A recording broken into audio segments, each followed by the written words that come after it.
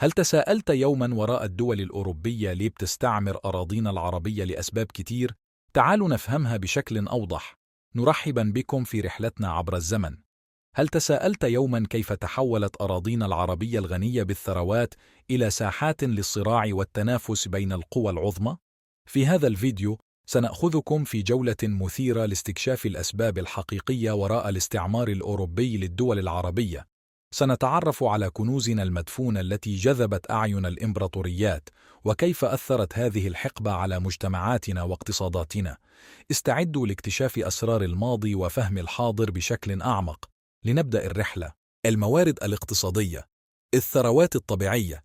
تخيل معايا إنك عندك أرض مليانة ذهب وماس. ده بالضبط اللي كانت شايفاه الدول الأوروبية في الدول العربية. الأراضي كانت مليانة موارد طبيعية زي البترول، الفوسفات، القطن والحديد. أوروبا كانت محتاجة الموارد دي علشان تشغل مصانعها وتوسع تجارتها. الثورة الصناعية. وقت الثورة الصناعية، أوروبا بقت زي ماكينة ضخمة محتاجة مواد خام علشان تفضل شغالة. الدول العربية كانت عبارة عن مخزن كبير للمواد دي. المواقع الاستراتيجي. قناة السويس. تخيل طريق مختصر يربط بين أوروبا وآسيا ويقلل الوقت والمسافة بشكل كبير. ده كان حال قناة السويس. السيطرة على القناة دي كانت معناها التحكم في شريان حيوي للتجارة العالمية. البحر الأحمر والخليج العربي. الممرات المائية دي كانت بتمر منها سفن التجارة محملة بالبضائع الثمينة. التحكم فيها كان بيضمن السيطرة على التجارة بين الشرق والغرب. التنافس بين القوى الكبرى. سباق الإمبراطوريات.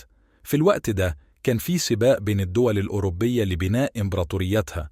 كان الموضوع أشبه بلعبة شطرنج كبيرة. كل دولة بتحاول تسيطر على أكبر قدر ممكن من الأراضي علشان تضمن تفوقها. السيطرة على مناطق واسعة كانت بتدي قوة ونفوذ أكبر على الساحة الدولية.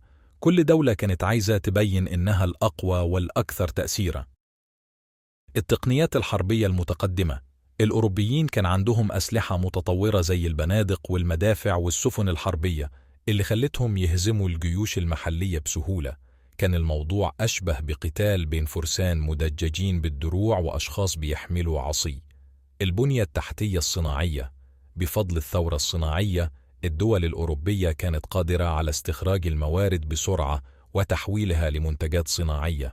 الأيديولوجيا والثقافة. الرسالة الحضارية.